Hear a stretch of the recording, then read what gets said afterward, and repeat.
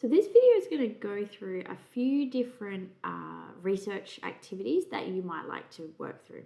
Now, what's really important in this subject is that these scaffolds have been provided to help you, to give you a bit of a starting point, but this isn't the only way to do it. You can order your information however you like.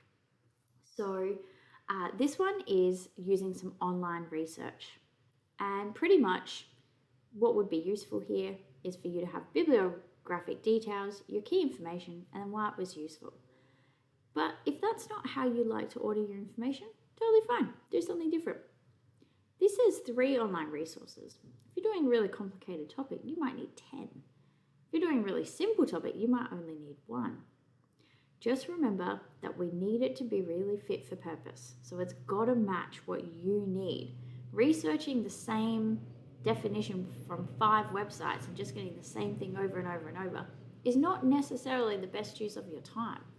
So you've got to really take action here and make good decisions. If you want to get 10 because you're worried that things aren't matching up, you go for it. But you've got to use your time well. In Research Task B, we ask you to consider contacting people that you can interact with. Remember that one of the key parts of this project is that you work with other people in some way. So you might email them, or you might ring them, or you might interview them. You might go down to a class and visit them. You might do a day of work experience. You might ask your coach to come to the school and run a training clinic.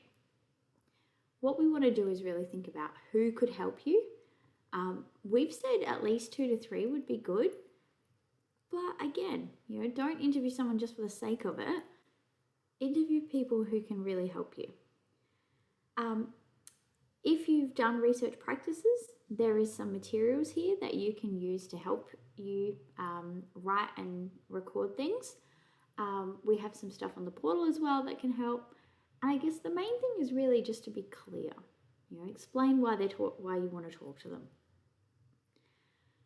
What's really important is that when you are interacting with people or reading books and highlighting words or watching YouTubes or taking notes in an observation, that you're keeping all that evidence, because we're going to mark that evidence as part of your development. So you have to be ready to actually show us what you've been doing.